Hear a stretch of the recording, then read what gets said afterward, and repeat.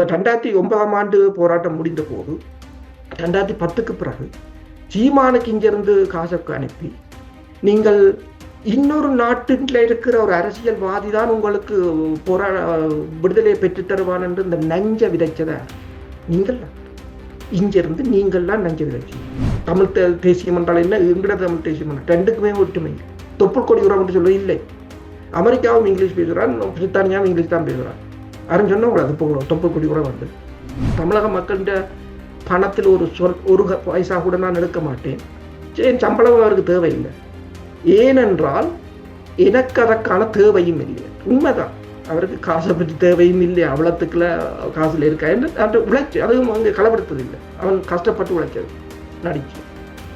ஆனால் நீங்கள் என்ன செய்கிறீங்க? ஒரு இனம் போரால் விழுந்த இனம். இன்றைக்கு ஈரானை நீங்கள் பாருங்கள். சரி, இப்போ ஏன் விஜய் எதிர்க்கிறார்கள் சொல்லுங்கள் பார்ப்போம். அதுவும் பணமாவியாதான். ஏனென்று நான் விஜய்க்கு ஆதரிச்சாளர்களால் எனக்கு காசு சேர்க்கலாம். ஏன்னா விஜய்க்கு காசு தேவையில்லைன்னு சொல்லுவாங்க. சீமான் ஆதரிச்சா தான் காசு சேர்க்கலாம். இப்போ விஜயை பற்றி பேசுவாங்க. இப்போ காங்கிரஸோட சேர்ந்தாச்சு என்ற ஒரு கூட்டம். அது அவங்களோட அரசியல், அவங்களோட அரசியல்.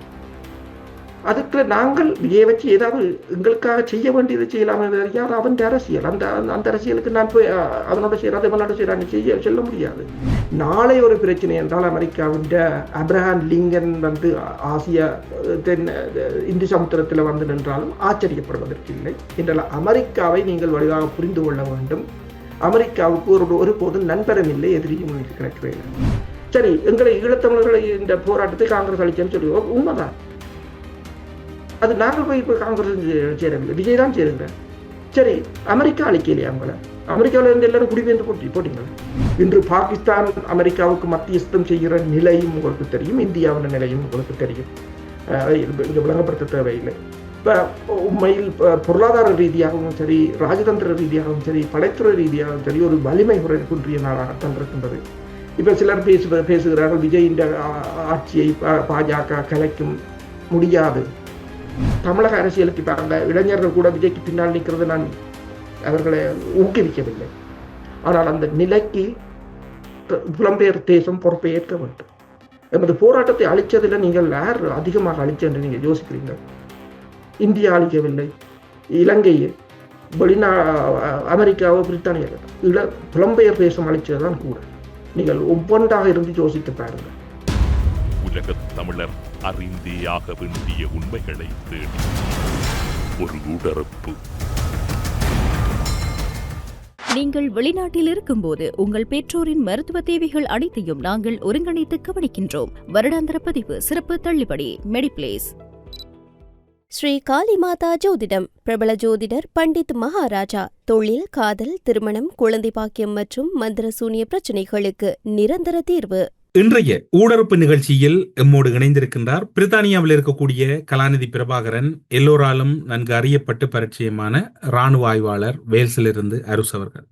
ஊடறுப்பு நிகழ்ச்சியின் சார்பில் உங்களை வரவேற்பதில் மகிழ்ச்சி. வணக்கம். வணக்கம் தமிழரசு. ஊடறுப்பு நேயர்களுக்கு அன்பு விழுந்த வணக்கங்கள். தமிழகத்தின் தேர்தல் முடிவொன்று வெளியாகி இருக்கின்றது. அதன் தொடர்ச்சியாக புதிய முதலமைச்சராக ஜோசப் விஜய் அவர்கள் பொறுப்பேற்றிருக்கின்றார்.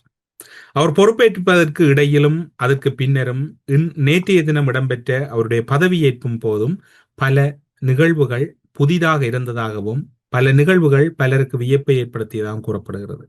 இராணுவ விவகாரங்கள், பொருளாதார விவகாரங்கள், அரசியல் விவகாரங்கள் எல்லாம் கடந்து இந்த காலப்பகுதியில் தாய் தமிழகத்தின் முதலமைச்சரின் முக்கியத்துவமும் அவர் இன்றைய பதவியேற்பில் நீங்கள் பார்த்திருக்கக்கூடிய முக்கிய விடயங்களும் எப்படி தென்படுகிறது? உண்மைதான். என்னென்று சொன்னால் அது ஒரு மிகப்பெரிய ஒரு மாற்றம். வளமையாக நாங்கள், உங்களுக்கு தெரியும், நாங்கள் முதலமைச்சர் என்று சொன்னால் வயதானவர்கள் அப்படியானவர்களைத்தான் அநேகமாக பார்த்து பழகிய எங்களுக்கு இப்போ அந்த விஜயை அதில் பார்த்த போது ஒரு அடுத்த ஒரு கட்டத்துக்கு இந்த உலகம் போயிருக்கிறதுன்றதை வடிவாக பார்க்கக்கூடியதாக இருக்கிறது. அடுத்த ஜெனரேஷன், அடுத்த தலைமுறை ஒன்று அந்த அரசியலுக்கு வந்ததும் எல்லோரும் இளைஞர்களாக, ஒரு சிலரை தவிர அதற்குள் அந்த முகங்கள் தெரிந்ததும், மற்றது இயல்பாக நீங்கள் அந்த பதவியேற்கும் போது அவர் மேசையை தூக்கி கொண்டு போனது ஆக இருக்கலாம், பல இயல்பாக நடந்ததும், மற்றது ஒரு கட்சி வந்து 2 வருடம் 2024 ஆண்டு உருவாகிய ஒரு கட்சி, எந்தவித அரசியல் பின்புலமும் இல்லை, 2026 ஆண்டு ஆட்சியை பிடிச்சது என்றதை சொல்லி இப்ப கூடி பலரால் நம்ப முடியாத ஒரு மாற்றம். அது அந்த மக்கள் கொடுத்த தீர்ப்பு, மக்களுக்கு மாற்றம். சில ஊடகவியலாளர்கள் இளைஞர்களிடம் கேட்ட போது ஏன் விஜய்க்கு போடுகிறீர்கள், அவர்களுக்கு உடனடியாக சொன்னது, சிந்திக்காமலே சொன்னது, மாற்றம் வேண்டும்.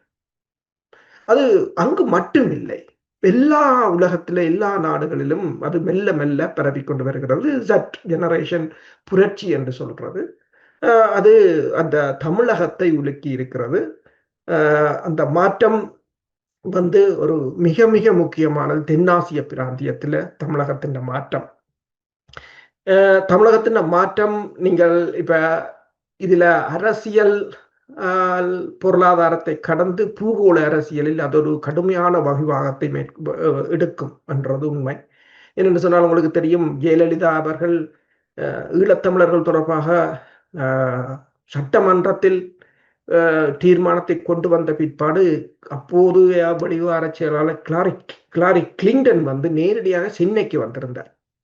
இப்ப அமெரிக்காவை பொறுத்தவரையில் அங்கு ஏற்படுகின்ற ஒவ்வொரு மாற்றமும், இப்ப தமிழகம் என்றது சிறிய ஒரு பிரதேசம் அல்ல, 8 கோடி மக்கள், இலங்கையை விட கிட்டத்தட்ட 3-4 மடங்கு சனத்தொகை உள்ள தேசம். அதை சிறிதாக நாங்கள் மதிப்பிட முடியாது. ஈரான் 9 கோடி என்றால் தமிழகம் 8 கோடி. அதன் வேல்யூ மிக மிக அதிகம். கடந்த 2025 ஆண்டு கூட அது 11% பொருளாதார வளர்ச்சியை கண்டது. 2 டிஜிட்டில பொருளாதார வளர்ச்சியை கண்டது. தமிழகத்தை இந்தியாவில் இருக்கின்ற மாநிலங்களில் 2 முதன்மையான மாநிலங்களில் அதுவும் ஒன்று. எங்களை பொறுத்தவரையில், ஈழத்தமிழர்களை பொறுத்தவரையில் இந்தியா, அதாவது ஈழத்தமிழர்களின் வெளிவார கொள்கை என்று சொன்னால், நான் கதைக்கிறது இப்போது வெளிவார கொள்கை என்று சொன்னால் விடுதலை புலிகள் இருந்த காலத்தில். இப்ப எங்களிடம் அவ்வாறு கொள்கைகள் இருக்கிறதான்றது தெரியவில்லை. அப்போதைய கொள்கையில் உங்களுக்கு தெரியும், தமிழகத்துடனான ஒரு தொடர் உறவு ஒரு வேறுபட்டது, இந்தியாவுடனான ஒரு உறவு வேறுபட்டது, உலக நாடுகளுடனான ஒரு உறவு வேறுபட்டது. எல்லோருடனும் நட்பாகத்தான் இருந்தார்கள். யாருடைய அரசியலுக்கும் அவர்கள் ஒருபோதும் போனதும் இல்லை, ஒருபோதும் கருத்து கூறியதும் இல்லை. ஆட்சியை மாற்றுகிறேன், அதை மாற்றுகிறேன் என்று எந்தவித கருத்தும் அவர்கள் சொன்னதில்லை. தங்களுக்கு தேவையான உதவிகளை கேட்பார்கள். அதாவது தமிழகத்துக்கும் எமக்குமான தொடர்பு என்றது என்னென்றால் பரஸ்பர உதவி. ஆனால் தமிழகத்தின் அரசியலுக்கு நாங்கள் இல்லை. அரசியல் பொருளாதார உதவிகள், அதுதான் கூடுதலாக தமிழகத்துக்கும் தமிழர்களுக்கும் இடையிலான உறவுகளாக இருந்தது. அது ஒரு எங்களுக்கு அயல் நாடு, ஒரே மொழி பேசுபவர்கள் என்பதால் இன்னும் கொஞ்சம் நெருக்கம் கூட. ஆனால் அங்கு இப்படி ஒரு, அதாவது உங்களுக்கு தெரியும், 1967 ஆண்டுல இருந்து 2 திராவிட கட்சிகள்லாம் மாறி மாறி ஆட்சிக்கு வந்திருந்தன. ஆனால் அந்த 2ஐயும் தூக்கி எறிந்து இப்போது ஒரு தமிழர் அங்கு வந்திருப்பது வந்து தென்னாசிய பிராந்தியத்துக்கு ஒரு நல்லது என்று மட்டுமல்லாது ஈழத்தமிழர்களுக்கும் அது ஒரு அனுகூலமானது ஒன்றுதான். நாங்கள் இதில் எங்களுக்கு என்ன அவர்களிடமிருந்து பெற முடியும் என்பது, 1977 ஆண்டு எம்ஜிஆர் வந்திருந்தார். அதற்கு பிறகு விடுதலை புலிகளுக்கும் அல்லது தமிழீழ போராட்டத்துக்கும் அவருக்கும் இடையிலான உறவுகள் எல்லோரும் அறிந்தது, நான் இங்கு சொல்ல தேவையில்லை. அவரின் எல்லைக்கு உட்பட்டு அவர் என்ன தர இயலுமோ அதை தந்தார். நாங்களும் எங்கள் எல்லைக்கு நின்று கொண்டு என்னத்தை பெற இயலுமோ அதை பெற்றோம். அதுதான் 2 நாடுகளுக்கும் இடையிலான உறவு என்று சொல்வது. இப்ப விஜய் மூன்று இடங்களில் கையெழுத்து வைத்திருக்கின்றார். ஒன்று மின்சாரம், 2வது பெண்களுக்கான பாதுகாப்பு, 3வது முக்கியமானது போதை வஸ்து ஒழிப்பு. அந்த போதை வஸ்து உங்களுக்கு தெரியும், அதால் வடக்கு கிழக்கு பாதிக்கப்பட்டது மிக அதிகம். இந்தியாவிலிருந்து தான் பெருமளவானது. நீங்கள் அந்த ஹிஸ்டரியை தூக்கி பார்க்கலாம். கடந்த 5 வருஷமோ 10 வருஷமோ எவ்வளவு கஞ்சாவோ என்னவோ பாக்கு நீரிணைகளால் வந்தது, எத்தனை கைப்பற்றிய என்று சொல்லி அது நாங்கள் இணைந்து பணியாற்றலாம். ஏனென்றால் அது போதை வஸ்து என்பது தனிய பொருளாதார ரீதியாக பணம் சம்பாதிப்பதற்கு பயன்படுத்துவது மட்டுமல்ல, அரசியல் ரீதியாக இன அடக்குமுறைக்கு ஒரு இளைஞர்களை தவறாக வழிநடத்துவதற்கும் அவர்களை இந்த தனது இனம் தொடர்பான சிந்திக்க விடாமல் செய்வதற்குமாக அரசியல் காரணங்களுக்காக கூட அது பயன்படுத்தப்படுவதுண்டு. அதில் கூட நாங்கள் இணைந்து பயணிக்க முடியும். அவ்வாறு நிறைய இருக்கின்றன. ஒன்று அதாவது தமிழ் மக்களுடன் இந்த நாடுகள் இணைந்து பயணிக்க தயங்குவது என்று சொன்னால், எங்களிடம் ஒரு தெளிவான கொள்கை இல்லை, தெளிவாக அதை நடைமுறைப்படுத்தக்கூடிய ஒரு சிஸ்டமும் இல்லை, தலைமையும் இல்லை. ஆனால் அதை இப்போ ஏற்பட்டிருக்கின்ற இந்த மாற்றத்தை உள்வாங்குவதற்கு அதை நாங்கள் சரிவர உள்வாங்குவோமாக இருந்தால் இந்த மாற்றம் எங்களுக்கும் ஒரு நல்லொரு மாற்றமாகத்தான் இருக்கும். நீங்கள் இப்போது குறிப்பிட்டீர்கள், தென்னாசிய பிராந்தியத்தில் தமிழக முதலமைச்சரின் நியமனம் என்பது மிக முக்கியமான ஒரு பங்கு வகிப்பதற்கு வாய்ப்பு இருக்கின்றது. இது பல விடயங்களுக்கான ஒரு முகாந்தரத்தை நோக்கி நகர்த்தக்கூடிய இடத்திலே தமிழக முதலமைச்சர் இருக்கின்றார். அது தமிழகத்திலே யார் தெரிவு செய்யப்பட்டிருந்தாலும் தென்னாசிய பிராந்தியத்தின் அதனுடைய வகிபாகவும் சர்வதேச அளவில் இதனுடைய முக்கியத்துவமும் உங்களுடைய பார்வையில் ராஜேந்திர ரீதியாக எப்படி இருக்கின்றது? தென்னாசிய பிராந்தியத்தை பொறுத்தவரையில் நீங்கள் பார்த்தீர்கள் என்று சொன்னால், காலங்காலமாக இருந்து வந்த திராவிட கட்சிகள் தமிழகத்திலிருந்து அகற்றப்பட்டிருக்கின்றன அல்லது தற்காலிகமாக அகற்றப்பட்டிருக்கின்றது. அடுத்ததாக நீங்கள் பார்த்தீர்கள் என்று சொன்னால், இந்த தற்போதைய நிலையில் அங்கு அதாவது அடுத்த ஜெனரேஷன் எப்படி சிந்திக்கும் என்றது எல்லோருக்கும் தெரியும்.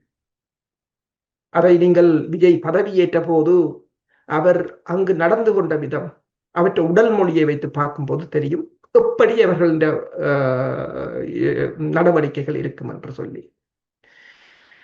எனவே முன்னைய காலம் போல ஏமாற்றுவது அல்லது இங்கொன்றை பேசி அங்கொன்றை பேசுவது அவ்வாறு இருக்காது. இனி உலகம் மாறும். இப்ப நீங்க பார்த்தீங்கன்னு சொன்னால், பிராந்தியங்களில் பார்த்தீங்கன்னு சொன்னால், அமெரிக்காவின் வகிபாகம் முடிந்து விட்டது. கிட்டத்தட்ட அமெரிக்காவின் ஒற்றை துருவ ஆட்சி என்பது முடிந்து விட்டது. அடுத்து வரப்போவது பிராந்தியங்கள், அதாவது பல்முனைவாக்கப்பட்ட ஒழுங்கு. அதிலும் ரஷ்ய அதிபர் இப்போது கூறியது போல, அதாவது ஐக்கிய நாடுகள் சபையின் மீண்டும், நான் ஐக்கிய நாடு சபையை இங்கே கூறுவது பழையதை கூறவில்லை, புதிதாக அவர்கள் கொண்டு வரும் போது எல்லோருக்கும் அது நடவடிக்கை எடுக்கக்கூடியதாகத்தான் இருக்கும். அப்ப இப்ப நீங்கள் பார்த்தீங்கன்னு சொன்னால், பல நாடுகள் பிராந்திய பிரச்சனைகளை தாங்களே பேசி தீர்த்துக் கொள்கிறார்கள். அவ்வாறான நிலைக்கு தான் வருகிறார்கள். ஏனென்றால் முன்னிய நிலைகள் இல்லை இப்போது. என்ன அவ்வாறான ஐரோப்பிய ஒன்றியமோ அமெரிக்காவோ அவ்வாறு பேசுகிற நிலையில் கூட இல்லை. சரி, தமிழ் தேசியம் என்று சொல்வார்கள். தமிழ் தேசியம், இந்தியா, தமிழகத்தின் தேசியம், இந்த ரெண்டுக்கும் உள்ள வேறுபாடு என்னன்றது கூட எங்களுக்கு முதலில் தெரிய வேண்டும்.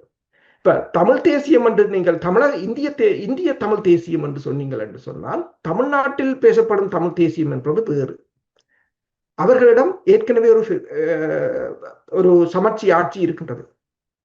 அவர்களுடைய தமிழ் தேசியம் என்றது மொழி, கலாச்சாரம், மாநில உரிமை, தமிழ் அடையாளம் ஆகியவற்றை பாதுகாப்பது, அவ்வளவுதான். ஆனால் எங்களுக்கு இருக்கிற தமிழ் தேசியம் என்றது வேறு. எங்களுக்கு ஈழத்தமிழர்களுடைய தமிழ் தேசியம் என்றது இன உரிமைக்கான போராட்டம், இனத்தின் பாதுகாப்பு, மண் மீட்பு, எங்களுக்கான தன்னாட்சி, அரசியல் சமத்துவம், மற்றது எங்கள் வரலாற்றையும் எங்கள் இனத்தையும் மொழியையும் பாதுகாப்பது, அதாவது இழந்த மண்ணை மீட்பது. ரெண்டுக்கும் மலைக்கும் மடுவுக்குமான வேறுபாடு இருக்கின்றது.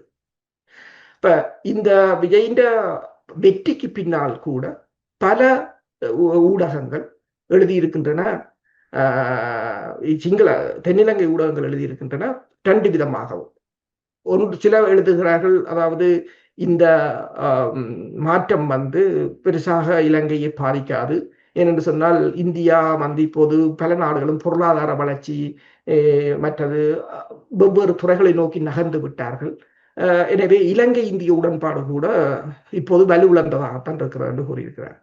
இன்னொரு பக்கம் கூறுகிறார்கள், இல்லை, எம்ஜிஆர் 77ஆம் ஆண்டு வந்த பிற்பாடு ஈழத்தமிழர்களுக்கு வழங்கிய அதே நன்மைகள் விஜய் மூலம் கிடைக்கும் என்று சொல்லியும், ஏன் ஆயுத போராட்டம் கூட சில வேளை தலை தூக்கும் என்று சொல்லியும், எனவே இலங்கை அரசு அதனை உன்னிப்பாக கவனிக்க வேண்டும் என்று சொல்லியும் ஒரு சிங்கள சாரார் எழுதி கொண்டுதான் இருக்கிறார்கள். ஆனால் தற்போதைய நிலை உங்களுக்கு ஒன்று தெரியும், இந்திய மத்திய அரசு மிக மிக வலிமை குன்றியதாக இருக்கிறது. இந்த மாதம் ஆபரேஷன் சிந்தூர் நடந்த கடந்த வருடத்தின் ஓராண்டு நிறைவு. அதற்குள் இல்ல இந்தியாவின் வலிமை எவ்வாறு என்பது உங்களுக்கு தெரியும். இன்று பாகிஸ்தான் அமெரிக்காவுக்கு மத்தியஸ்தம் செய்கிற நிலையும் உங்களுக்கு தெரியும், இந்தியாவின் நிலையும் உங்களுக்கு தெரியும். இங்க விளங்கப்படுத்த தேவையில்லை. உண்மையில் பொருளாதார ரீதியாகவும் சரி, ராஜதந்திர ரீதியாகவும் சரி, படைத்துறை ரீதியாகவும் சரி, ஒரு வலிமை குன்றிய நாடாகத்தான் இருக்கின்றது. இப்ப சிலர் பேசுகிறார்கள் விஜய் இந்த ஆட்சியை பாஜக கலைக்கும் முடியாது ஏனென்று சொன்னால் அந்த அளவு வலுவாக அவர் கால் ஊன்றி இருக்கிறார். நாளைக்கு தமிழகம் பிரிந்து போனால் கூட இந்திய அரசால் எதுவும் செய்ய முடியாத ஒரு பலவீனமான நிலைத்தான் மத்திய அரசு இருக்கின்றது. இலங்கையை கூட இந்திய அரசு ஏதோ ஒரு வழியில் தன்மையாகத்தான் கேட்கிற, முன்னே 1987 ஆண்டு போல மிரட்டி கேட்கிற துணி இப்போது இந்தியாவிடம் இல்லை என்பது தெளிவானது ஒன்று. அதைத்தான் நீங்கள் கேட்டது போல, அதாவது இது பிராந்திய ரீதியாகவும் அனைத்துலக ரீதியாகவும் எவ்வளவு மாற்றத்தை ஏற்படுத்தி இருக்கிறது என்றதை சொன்னேன். அன்று ஜெயலலிதா ஒரு தீர்மானத்தை கொண்டு வந்த போது ஹிலாரி கிளின்டன் வந்திறங்கினது போல, நாளை ஒரு பிரச்சனை என்றால் அமெரிக்காவின் அப்ரஹாம் லிங்கன் ஆசியா இந்து சமுத்திரத்தில் வந்து நின்றாலும் ஆச்சரியப்படுவதற்கு இல்லை என்றால் அமெரிக்காவை நீங்கள் வடிவாக புரிந்து கொள்ள வேண்டும். அமெரிக்காவுக்கு ஒருபோதும் நண்பரும் இல்லை, எதிரியும் கிடைக்கிறதில்லை. இன்று நண்பராக இருப்பவர் நாளைக்கு எதிரியா இருப்பார், நாளைக்கு எதிரியா இருப்பவர் இன்றைக்கு நண்பராக இருப்பார். அதுதான் அமெரிக்கான்ற ஃபாரின் பாலிசியை சுருக்கமாக சொல்ல போனால். சந்தர்ப்பம் தான் அவர்களுக்கு முக்கியம். எங்க சந்தர்ப்பம் கிடைக்குதோ செய்துவிட்டு போய்கொண்டே இருப்பார்கள். அதுதான் அமெரிக்காண்ட பாலிசி. அது இப்போ இந்தியாவுக்கும் ஓரளவு தெரியும் என்று நினைக்கிறேன். நீங்கள் இப்போது குறிப்பிட்ட இந்த காரணிகளோடு பார்க்கின்ற போது எங்கள் தரப்பில் இன்னும் ஒரு குற்றச்சாட்டு முன்வைக்கப்படுகின்றது. விஜய் பலவற்றை பேசவில்லை, விஜய் ஒரு திரைப்பட பின்னணியோடு வந்தவர், விஜய் ஒரு நடிகன், நாங்கள் இவரை ஆதரிக்க வேண்டுமா என்கின்ற இந்த வாக்களிக்க தூண்டுகின்ற அளவுக்கு அல்லது வாக்களிக்க வேண்டும் என்கின்ற அளவுக்கு ஈழத்தமிழர்களின் அந்த நிர்பந்தம் அல்லது ஈழத்தமிழர்களின் நிலைமை இருக்கின்றது. நீங்கள் இது ஒரு நீண்ட வினாவாக இருக்கின்றது. காரணம், நீண்ட வினா என்று கூறுவதை விட நீண்ட பதிலுக்குரிய வினா. ஈழத்தமிழர்கள் மத்தியில் நீங்களும் பார்த்திருப்பீர்கள், பலர் விஜய்க்கு ஏன் வாக்கு போடும். இப்போது என்னிடம் இருக்கக்கூடிய முதலாவது கேள்வி, வாக்குரிமை இல்லாத ஈழத்தமிழர்கள் இவ்வாறு கதைப்பது தகுமா? ஏன் விஜய் மீது மட்டும் ஈழத்தமிழர்கள் இந்த கருத்து முரண்பாட்டோடு இருக்கிறார்கள்? முக்கியமான கேள்வி. பலர் இது தொடர்பாக வாய் திறப்பதில்லை. அதே மிகப்பெரிய குற்றம். துணிச்சலாக இறங்க வேண்டும். இப்ப விஜய் செய்தது என்ன? ரஜினிகாந்த் கூட அரசியலுக்கு வர மாட்டார் என்றார். ஆனால் துணிச்சலாக இறங்கவில்லை. அன்று அவர் துணிச்சலாக இறங்கி, ஆனால் விஜய் துணிச்சலாக இறங்கினார். அதுதான் முதலாவது களத்தில் இறங்க வேண்டும். அதே போலதான் எந்த பிரச்சனை என்றாலும் நீங்கள் துணிச்சலாக சொல்லவும் வேண்டும். அதைத்தான் நான் மற்றவர்களிடமும் கேட்கிறது. சரி, விஜய் இப்ப ஒன்றை கேட்கிறேன். தமிழக அரசியல் என்பது வேறு. அது அந்த மக்களுக்குரிய அரசியல். அதற்கு எங்களுக்கு வாக்குரிமை இல்லை. ஏன் தாயகத்துல கூட நான் இப்போது கூறுவதுண்டு. ஜேவிபியை பாருங்கள். இப்போ ஜேவிபி அரசுக்கு வந்தது, எங்கிருந்து வந்தார்கள்? 2 தடவை ஆயுத போராட்டத்தில் தோத்தார்கள். இந்திய தப்பி ஓடினார்கள். சோமவன்ச அமரசிங்க இந்திய தூதரகத்தில் இருந்துதான் கொண்டு போனார்கள் இந்தியாவுக்கு. ஆனால் அங்கே தங்கிவிடவில்லை, திரும்பி மண்ணுக்கு வந்தார். அந்த மண்ணில் இருந்துதான் நீங்கள் போராட்டத்தை ஆரம்பிக்கலாம். இங்கிருந்து கொண்டு நீங்கள் பாபிக்கு போட்டுக்கொண்டு ஒரு பார்ட் டைமா போராட்டம் செய்ய முடியாது. அந்த மண்ணில் இருந்து வர வேண்டும். அதுதான் அந்த புரட்சியாக வந்தது. அதே போல அது அந்த மக்களுக்குரியது. எங்களுக்கு அங்க வாக்குரிமையும் இல்லை. நீங்கள் வடிவாக கவனித்து பாருங்கள். விடுதலை புலிகள் என்ற காலத்தில் கூட அவர்கள் ஒருபோதும் அந்த அரசியல் தொடர்பாக இந்த கருத்தும் சொன்னது கிடையாது. ஆனால் இன்று நீங்கள் என்ன செய்கிறீர்கள்? அங்கு ஆட்சியை மாற்றணும் என்றீர்கள். ஒரு நாட்டின் அரசியலுக்கு தலையிடுறீர்கள். அது எங்கள் இனத்துக்கு இவ்வளவு நாசத்தை விளைவிக்கும் என்றதை ஒரு கணம் யோசிச்சு பார்த்தீர்களா? நான் இப்ப கூறினேன், தமிழகத்தின் தமிழ் தேசியம் என்றால் என்ன, எங்கட தமிழ் தேசியம் என்ன, ரெண்டுக்குமே ஒற்றுமை இல்லை. தொப்புள் கொடி உறவு என்று சொல்ல இல்லை. அமெரிக்காவும் இங்கிலீஷ் பேசுகிறான், பிரித்தானியாவும் இங்கிலீஷ் தான் பேசுகிறான். யாரும் சொன்ன கூடாது தொப்புள் கொடி உறவு வந்து இல்லை. என்னென்றால் இதுல நீங்கள் பார்த்தீர்கள் என்று சொன்னால் ஆர் விஜய்க்குமே அங்கு இளைஞர்கள் என்ன கூறுகிறார்கள்? அங்க இருக்கிற இளைஞர்கள் தடம் மாறி போகிறார்கள், விஜய்க்கு ஆதரவை கொடுக்கிறார்கள். நானும் பார்த்தேன், அந்த தேர்தல் ரிசல்ட் வந்த போது சாவச்சேரியில் பெரிய கட் அவுட் வச்சிருந்தது, நிற்கிறாங்க. அந்த பிள்ளைகளை கெடுத்தது யார்? 2009 ஆண்டு போராட்டம் முடிந்த போது 2010க்கு பிறகு சீமானுக்கு இங்கிருந்து காசுக்கு அனுப்பி நீங்கள் இன்னொரு நாட்டில் இருக்கிற ஒரு அரசியல்வாதி தான் உங்களுக்கு விடுதலையை பெற்றுத் தருவான் என்று இந்த நஞ்ச விதைச்சதார். அப்ப அந்த பிள்ளைகளுக்கு எத்தனை வயசு? இப்ப 25-26 வயசு இருக்கிற பிள்ளைகளுக்கு அப்ப எத்தனை வயசு? 10 வயசு, 12 வயசு, 10 வயசு பாலகங்கள் இதயத்துல நஞ்ச விதைச்சதார். நீங்கள் தான் இங்கிருந்து நீங்கள்லாம் நஞ்ச விதைச்சீர்கள். சரி, இன்றைக்கு விஜயிட பதவியேற்பை பார்க்கும்போது அவர் ஒரு கருத்து சொல்றார்.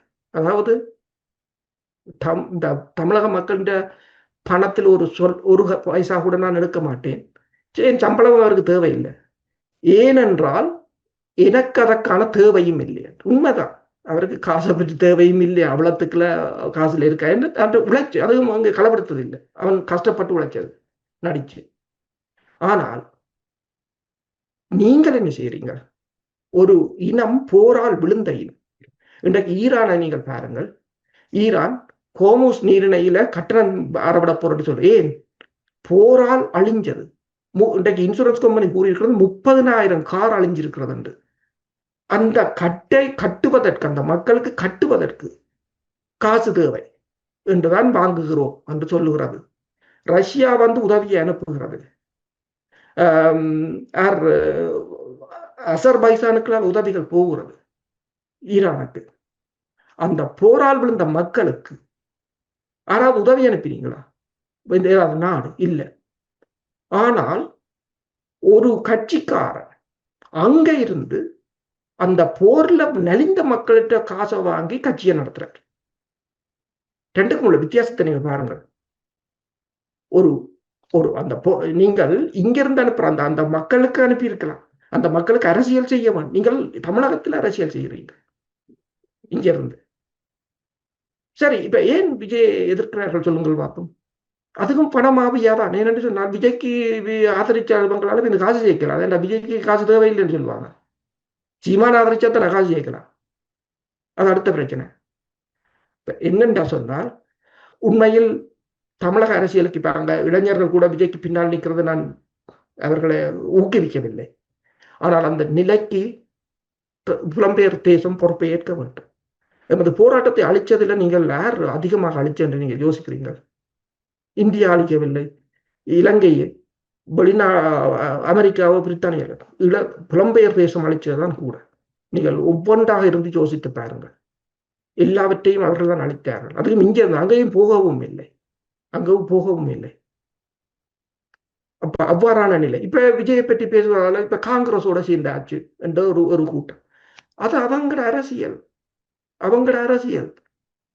அதுக்கு நாங்கள் விஜயை வச்சு ஏதாவது எங்களுக்காக செய்ய வேண்டியது செய்யலாமே, யார் அவன் அரசியல். அந்த அரசியலுக்கு நான் போய் அவனோட செய்யறாது இவனோட செய்யறான்னு சொல்ல முடியாது.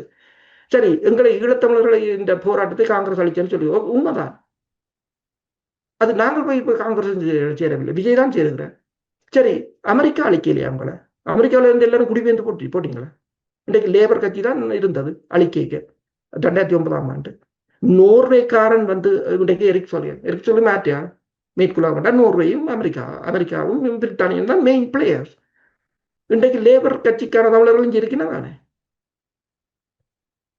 சரி, இன்றைக்கு அதை எல்லாத்தையும் விடுவோம். இப்ப அப்படி என்றால் சில பேர் கேட்கலாம், நாங்கள் என்ன இலங்கை அரசாங்கத்தோடும் பேசலாம் உண்டு. இப்ப விஜய்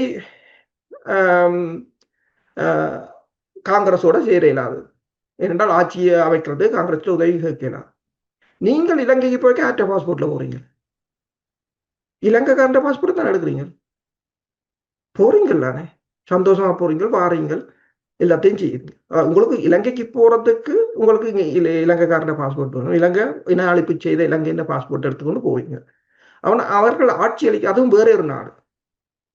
இப்ப என்னென்று சொன்னால் எல்லாம் தவறாகத்தான் போய் கொண்டிருக்கிறது. இப்ப என்ன, யாராவது இது கதை பேச வேண்டும்.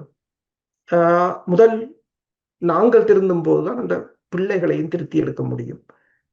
எங்களுக்கான அரசியல் தேவை, அது மிகப்பெரிய ஒரு இடைவெளியாக இருக்கின்றது. அதாவது அரசற்ற இனம் அரசியலற்றும் போகிறதான்றதுதான் இப்போது பல கேள்வியாக இருக்கின்றது. அவ்வாறான ஒரு நிலைக்குள் தான் நாங்கள் வந்திருக்கின்றோம். ஆனால் நீங்கள் கூறுகின்ற இந்த விடயங்கள் எதிர்காலத்தில் இவ்வாறே ஒரு கானல் நீராக கடந்து சென்று விடுமா, அல்லது தாய் தமிழகத்தில் இருக்கக்கூடிய அரசியல் பிரபலங்களோடு அல்லது அரசியல் முக்கியஸ்தர்களோடு ஈழத்தமிழர்கள் எதிர்காலத்தில் கடைபிடிக்க வேண்டிய அல்லது ஈழத்தமிழர்களுக்கு அத்தியாவசியமாக இருக்கக்கூடிய உரையாடல் பகுதி எது என்று நீங்கள் கணிக்கிறீர்கள்? முதலாவது டிசிப்ளின் முக்கியம். அவர்களை மதிக்க கற்றுக்கொள்ளுங்கள். அந்த மக்களின் அரசியலை மதிக்க கற்றுக்கொள்ளுங்கள். அந்த மக்கள் போட்டு ஒருவரை தெரிவு செய்தால் அவரை மதிக்க கற்றுக்கொள்ளுங்கள். அது முதலாவது முக்கியமானது ஒன்று. இப்ப சிங்கள தேசத்தின் அனுரகுமார திசாநாயக்கா அந்த மக்கள் தெரிவு செய்தால் அந்த மக்கள் தெரிவு செய்ததை நாங்கள் மதிக்கத்தான் பண்ணோம். அது எங்களுக்கும் அவருக்கும் உள்ளது வேற விடிய. அதுதான் முக்கியமான ஒன்று. அடுத்ததாக அவர்களுக்கு ஒரு லிமிட் இருக்கிறது. தமிழகம் இதை செய்யும். சும்மா கற்பனையில பேசுறவர்களை நீங்கள் இங்க கொண்டு வர வேண்டாம். கற்பனையில பேசுறவர்களையும் பாக்கி வந்தபடி பேசுறவர்களும் இல்லை. நடைமுறை யதார்த்தம் என்னென்று பாருங்கள். தமிழகம் இந்திய அரசியல் சட்டத்துக்கு உட்பட்டு என்னத்தை செய்ய முடியும், அதற்கு நாங்கள் என்னத்தை செய்யலாம். நாங்கள்லாம் போராட வேண்டும். நாங்கள்லாம் இந்த மத்திய அரசை மாற்றணும், தமிழகம் மாற்றாது. நாங்கள் செய்கிற பூகோள அரசியல் ஷிஃப்ட் என்று சொல்றது, அந்த மாற்றம் தான் இந்தியாவில் ஒரு மாற்றத்தை கொண்டு வருமே தவிர தமிழகம் கொண்டு வராது. என்னோட தமிழகம் தன் அரசியலை பார்க்கத்தான் தமிழகத்துக்கு இருக்கு. எங்களுக்கு உதவியை செய்யும், ஒத்தாசையை செய்யும், அவ்வளவுதான். அப்ப இதில் ஈழத்தமிழர்களை பொறுத்தவரையில் தமிழகத்திலோடனையோ இந்தியாவுடனேயோ நல்ல உறவை வைப்பது ஒரு மட்டுமல்லாது எல்லா உலக நாடுகளுடனுமான உறவுகளை வளர்த்தெடுப்பதும் பிராந்தியத்தின் நாடுகளின் உறவுகளை வளர்த்தெடுப்பதும் அதன் ஊடாக இந்தியாவுக்கு ஒரு அழுத்தத்தை மத்திய அரசுக்கு கொடுக்க வேண்டிய அழுத்தம் தான் எங்களுக்கு முக்கியமானது ஒன்று. அதற்கு நாங்கள் அவ்வாறு செயற்படும் போது மாநில அரசு எங்களுக்கு உதவலாம். அந்த நிலைமைக்கு நாங்கள் மாநில அரசு கொண்டு வரலாம். நீங்கள் கேட்டது போல உறவுகள் என்பது மிக முக்கியமானது. தற்போதைய முதல்வருக்கு வாழ்த்தை தெரிவிக்கலாம். இலங்கை அரசாங்கம் கூட இந்த முறை வந்த வேறைகள் எழுதியிருக்கிறது. அவர்கள் வாழ்த்து தெரிவிப்பதற்கு தாமதித்துக் கொண்டிருந்தார்களாம். ஏனென்று சொன்னால் பதவியேற்ற பிறகு வாழ்த்தை அனுப்புவோம் என்று தாமதித்துக் கொண்டிருந்தார்கள் என்று சொல்லி ஈழத்தமிழர்களும் வாழ்த்தை தெரிவிக்கலாம். இணைந்து பயணிப்பதற்கான ஒரு நல்லுறவுகள் மிக மிக முக்கியமானது. அது எந்த முதல்வராக வந்தாலும் அவர்களுடைய அரசியலுக்கு நாங்கள் போக தேவையில்லை. நாங்கள் ஒரு தனிப்பட்ட இனம், அவர்கள் இன்னொரு நாட்டின் சேர்ந்த இனம் என்ற ரீதி நாங்கள் ஒரு இறமை உள்ளவர்கள், அவர்களுக்கு அவர்களுடைய இறமை இருக்கிற அந்த எல்லைக்கு நிற்போமாக இருந்தால் அதுவே போதும்.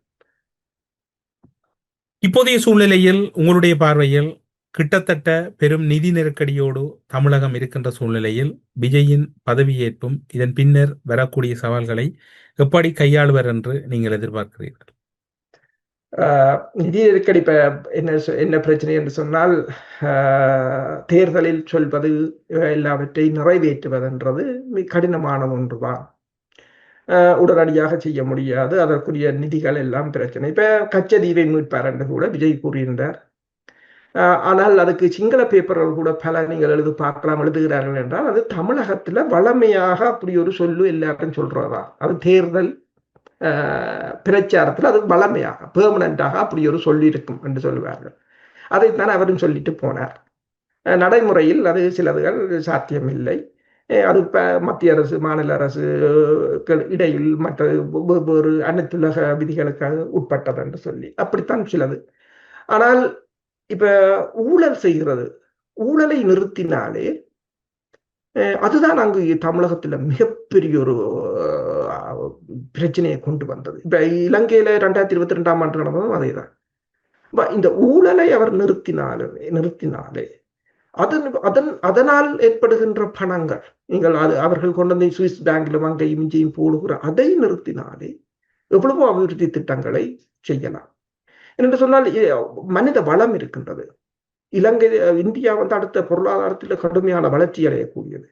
தொழில்நுட்ப மனித வளம் இருக்கின்றது. அது இளம் சமுதாயம் என்றால் இந்த எல்லா நாடுகளும் நீங்கள் பார்த்தீங்கன்னு சொன்னால் அந்த பிறப்பு வீதம் குறைத்து கொண்டு வருது. அது ஆனால் இந்தியா அப்படி யங் கண்ட்ரியா இருக்கிறது. அப்ப அதை வடிவாக அதை நிர்வகிப்பார்களாக இருந்தால் இந்தியா இப்ப தமிழகத்தை பொறுத்தவரையில் முதலில் கொஞ்சம் கடினமாகத்தான் இருக்கும். அதை விரைவாக அவரால் முன்னேற்ற முடியும். அந்த மக்களுக்கு இப்போதைக்கு காசை கொடுக்கிறதை விட அந்த மக்களிடமிருந்து புடுங்குவதை நிப்பாட்டினாலே அவருக்கு ஒரு வெற்றி தான். இப்போது இருக்கக்கூடிய சூழ்நிலையில் நீங்கள் கூறிய காரணிகள் அனைத்தையும் கடந்து ஒரு வெற்றியான அரசியல் பயணத்துக்கு வாய்ப்பு இருக்கிறது என்று நீங்கள் கருதுகிறீர்களா? இப்போது இருக்கக்கூடிய உலக ஒழுங்கில் இனி வரப்போகின்ற மாற்றங்களையும் சமாளித்து பயணிக்கக்கூடிய அந்த பக்குவம் விஜயிடம் இருப்பதாக கருதுகிறீர்களா? 2 வருடங்களுக்கு இந்த பெரிய ஒரு பாய்ச்சலை பாய்ந்தவர்கள். மற்றது இளைஞர்கள் இருக்கிறார்கள். சிலர் கூறுகிறார்கள் அதான் என்னென்று சொன்னால் பெரியவர்களிடம் அனுபவம் இருக்கின்றது என்று. ஓகே, ஆனால் தற்போதைய ட்ரெண்டில் இருக்கிறது இளைஞர்கள். இப்ப பலர் நீங்கள் பார்க்கலாம், தொலைபேசியில் கூட ஒரு ஆப்ஸை டவுன்லோட் பண்றேன்னு சொன்னா பிள்ளைகளை தான் கூப்பிடுறாங்க. இது என்னென்று இருக்கா போட்டு தாடான்றது. அப்படியான ஒரு நிலை அவங்களுக்கு தான் கூடுதலாக தெரிகிறது. அப்படித்தான் நான் ஒரு சிறிய உதாரணமாக சொல்றேன். நீங்கள் சிறு பிள்ளைகளுடன் இப்போது பேசி பாருங்கள். அது கூர்ப்பின்ற வளர்ச்சியும் அப்படித்தான். என்ன சொன்னால் ஒவ்வொரு ஜெனரேஷனும் அறிவில் மேலே தான் வந்து கொண்டிருக்கும். அது வளமையானது ஒன்று. அப்ப நீங்கள் சொன்னது போல ஒன்று, அவர்களால் இந்த தற்போதைய நிலையில் நான் கூறியது போல அந்த மக்களின் ஊழலை ஒழித்து அந்த மக்களுக்கு ஒரு நல்வாழ்வை கொடுத்தாலே போதுமானது உண்டு. அடுத்தது, இது சபை தப்பி பிழைக்குமான்றதுக்கு இன்று இந்த அரசு ஆட்சி கவுண்டாலும் நாளை இப்ப என்னென்று சொல்லலாம் என்று சொன்னால், இப்ப பல தடவைகள் இந்த ஆட்சியை முந்தியும் இப்படித்தான் கூட்டணி ஆட்சியில் கவர்ந்திருக்கின்றன. ஆனால் அதற்கு மேலாக எழும்புவார்கள் என்றதுதான் பயமாக இருக்கின்றது. பிஜேபிக்கும் அதுதான் பயமாக இருக்கின்றது, ஏனைய கட்சிகளுக்கும் அதுதான் பயமாக இருக்கின்றது. ஏனென்று சொன்னால் பதவியேற்க விடாது விட்டால் திருப்பி ஒரு எலெக்ஷன் வந்தால் தனிப்பெரும்பான்மையுடன் வருவார்கள் என்றது. அடுத்தது, இந்தியா மத்திய அரசை பொறுத்தவரையில் முன்னைய பலமாக இல்லை. மாநில அரசுகளை பெருமளவில் கட்டுப்படுத்த முடியாத ஒரு நிலை. இங்கு நீங்கள் பிரித்தானியாவை பார்த்தாலும் சரி, கனடாவில் அல்பர்டா கூட திருப்பி தனி நாடாக போகலாம் என்று கூட சொல்கிறார்கள். எண்ணெய் வளம் மிக்க நாடு. கட்டலோனியாவை கூட இப்போது ஸ்பெயின் கூறியிருக்கின்றது, வேண்டுமென்றால் அவர்களுக்குரிய உரிமையை கொடுக்கலாம் என்று சொல்லி. எல்லா சென்ட்ரல் கவர்மெண்ட்களும் கடும் வீக்காகத்தான் போய்கொண்டிருக்கின்றன. அவ்வாறான நிலையில் தான் இந்தியா மத்திய அரசும் இருக்கின்றது. அப்ப இந்த நிலையில் தமிழகத்தை அதிக அளவில் சீண்டுவதற்கு மத்திய அரசு விரும்பாது. இப்போதைய சூழ்நிலையில் புலம்பெயர்ந்த சமூகத்தின் மத்தியிலும் எதிர்ப்பு இருக்கின்றதா, ஆதரவு இருக்கின்றதா என்கின்ற கேள்வி பலரிடமும் இருக்கின்றது. இந்த பகுதியும் ஒரு முக்கியமாக இருக்கின்றது. பலர் மத்தியிலே சமூக வலைத்தளங்களிலே எதிர்ப்பான கருத்துக்கள் முன்வைக்கப்படுகின்றன. அவை தொடர்பில் உங்களுடைய பார்வை எப்படி இருக்கிறது? புலம்பெயர் மக்கள் எதிர்ப்பதில் எந்த விதமான அர்த்தமும் இல்லை. அது தமிழக மக்கள். உங்களுக்கு இப்ப புலம்பெயர் அமெரிக்காவில் இருக்கிறவரையோ பிரித்தானியாவில் இருக்கிறவரையோ அவைகளுக்கு இந்த நாட்டில் இருக்கிற அரசியல்ல வாக்கு போடத்தான் உரிமை இருக்கு. அமெரிக்காக்காரன் சொன்னது போல பூட்டினோ அல்லது சீனாவோ தங்கிட தேர்தலில் தலையிடுகிறார்கள் என்றுதான் தடைகளை கொண்டு வந்தார்கள். இன்னொரு தேசத்தின் தேர்தலில் அல்லது ஆட்சியை மாற்றுவதே ஒரு குற்றம். அது கூட விளங்காமல் இருக்கிறார்கள். அது அந்த இனத்துக்கும் பிரச்சனை. என்னென்று சொன்னால், நாளைக்கு நாங்கள் இன்னொரு நாட்டில் தலையிடுறோம் என்று சொன்னால் ஒட்டுமொத்த தமிழினமும் பிளாக் லிஸ்ட் பண்ணப்படும். அது கூட தெரியாத அளவில் தான் இருக்கிறார்கள். அடுத்ததாக, இவர்கள் யாருக்கு ஆதரவு கொடுக்கிறார்கள் என்று பார்த்தால் உங்களுக்கு தெரியும். 15 வருடமாக ஒரு ஏமாற்று பேர் வழி. என்ன சரி, இப்ப ஒருவர் லிஸ்டை அடிக்கின்றார். அதாவது இந்த 16 ஆண்டு காலமாக இந்த காணாமல் போனோர் தாய்மார் கூட போராட்டத்தை நடத்தி வருகிறார். அதுக்காக அது ஒரு கவன ஈர்ப்பு போராட்டத்தை நடத்தினார்கள் என்றா இல்லை.